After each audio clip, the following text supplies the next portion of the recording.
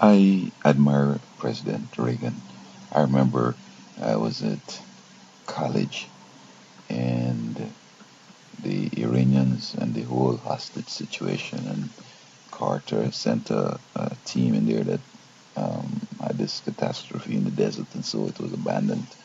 And the Iranians spread out the hostages as opposed to having them in the embassy. Now I know that the Israelis had the NTB, but I'm not sure if you go into a country like that, way into the capital and grab some guys, whether you could escape with 100 or whatever it was. So I don't know what to say.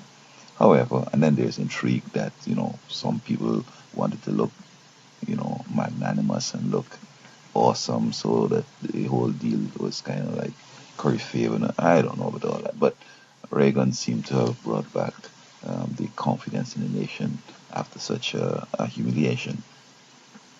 And then with the Soviet Union, I don't think that Ronald Reagan, really made much of a difference as far as Soviet Union is concerned, because like let this wall come down, Mr. Gorbachev, and all that, and calling the Soviet Union an evil empire. I don't think that necessarily the arms race caused the Soviet Union to collapse.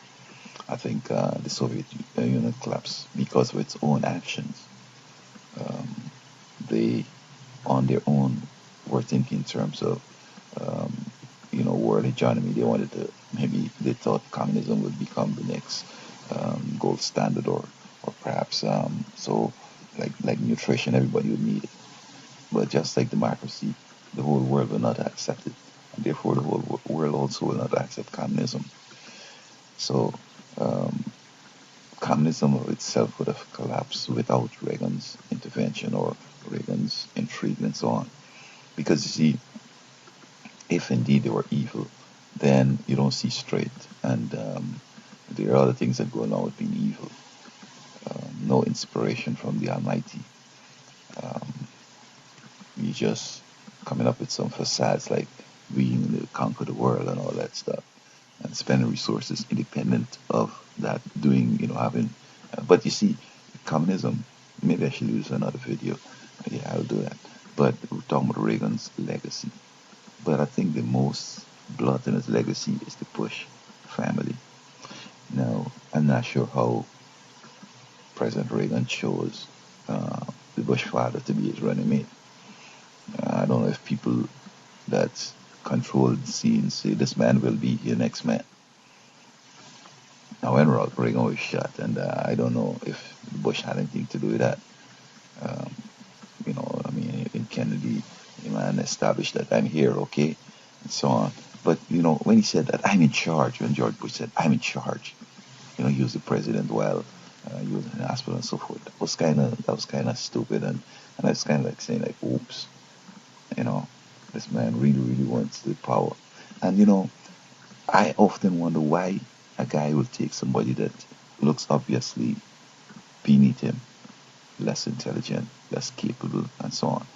And in the presidency, that was bad because Ronald, I looked up his review. He was a captain in the army, but I don't see much about his education. He might have had a bachelor's, might have had an associate's, but people writing your scripts and all that. A guy could look smart and all that, but um, why would he choose the Bushman?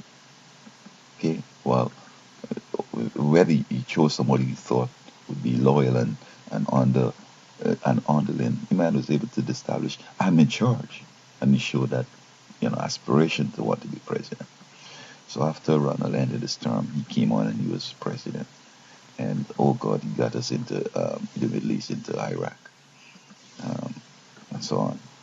So the deal was whether he should have gone to Baghdad or not.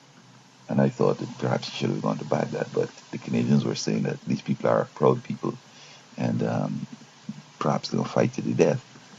I'm not sure if the first move would have been met with all that resistance, but after backing up and they saw the probability of that, they went ahead, and I'm sure they start practicing the mortar from here to there and how to put angle and coordination and so forth. So the resistance when his son went in was well established and experienced.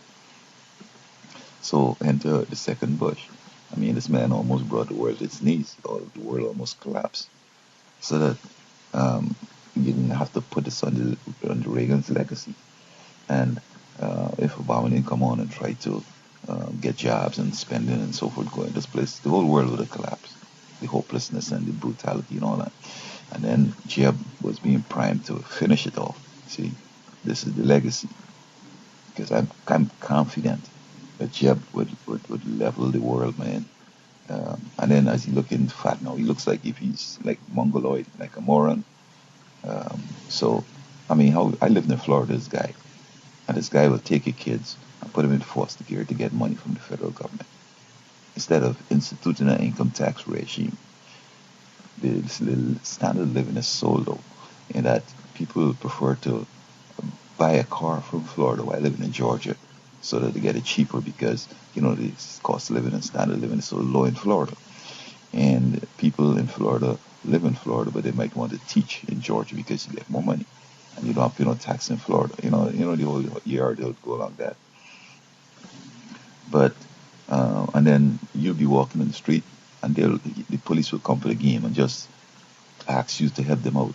Man, I need a hooker. I need, some drugs. And you say, okay, you're going to get the hooker, you're going to get the drug dealer. Bam, you take all three to jail. And it seems to me that, I don't know, those might be three felonies. So weekly and daily, they are a business of making people into felons. Um, when I was in Florida, I was like 45. And I said, up to now, I have never been to jail. The guy said, once you live in Jacksonville, you can go to jail. Man, they took me off the street so fast. It's like, oops. And they will keep swear. So I had to be vigilant every moment because as you're black, if you have a problem with a white person, you can go to jail. I wonder if you could put this on Reagan's legacy. And so he wants to be president now. So I don't know what he's going to do. Maybe he's going to, somebody can start a war and they don't want to use our soldiers. Maybe use some money for them soldiers, bro. You know, you need money. Man, look, send the boys in here and we give you like maybe 50,000 for each soldier, bro. You know what I mean? So we can get some money to maybe fix something. So I think he's dangerous. I think the whole family is dangerous. And I mean, I'm being, facetious in trying to, say this, but I believe this for real. And I think the world would have been a better place without the Bushes. Um, uh, I don't want to get into the Middle East intrigues and so forth, but I'm not impressed by the Middle East maneuvers. Okay, so um, this tarnishing Brother Reagan's reputation and legacy because you can't rule out. But then look again, George Bush. I don't know why he didn't take Jeb as Jeb or George as his vice president. That would be awesome. First time you have a president and vice president, father and son. But he decided to have Dan Quayle. See, Reagan chose him because he looked lesser than him. And then, oh God, he was looking at the bottom of the pile. He takes somebody who is beneath him, called Dan Quayle. Now, Dan Quayle couldn't even spell potatoes. So can you imagine Dan Quayle being the president of the United States? I know people write their speeches and all that and tell you what to say and so on. But, man, this guy, I mean, if he speaks off the record, man, he'd be something. Without a script, he'd be something, man. And then can you imagine who he would have picked as his running mate? Ooh, I don't know. I don't know who he would have picked. Maybe Jesse Jackson. Not necessarily he's down, but as a black, in those days, people wouldn't take it serious, I guess. So he would have said, nobody going to challenge. This Jesse ain't going to challenge me here, man. So I'd be cool. So, I see Jeb now is saying that he's not going to run. I don't know if he's playing this game, if they come and they grab him and go to his home and kidnap him and put him into the race where he's going to back out. But as I said in another video, the world doesn't need him. I mean, look what's happening in the Middle East. The people of themselves are being influenced by the people who influence the other Bushes so that they're doing the democracy thing on their own. So that it fulfills scripture. In the end time, there's going to be a time of trouble such as never was. Because when the whole Middle East, the whole set of people try something that going to let them down, man, that's going to be chaos in the world. So I still think that Ronald was instrumental in my development I used to go to the embassy and American embassy in Port of Spain and watch his videos. He used to be on in the news a lot, ABC and CBS. And so Ronald has celebrated his 100th birthday. Had he been alive, he would have been 100 years just a few days ago. But I wish he had avoided the Bushes. And he now people are now saying the Bush family is a political family, the blue blood. And I don't see anything they've done fantastic that qualifies them for this name. I think that the Kennedys were more um, politically engaged and oriented and so on. But the enemy of America doesn't want these kind of people. So we got to get whoever is important and get rid of Kennedy and the other Kennedy.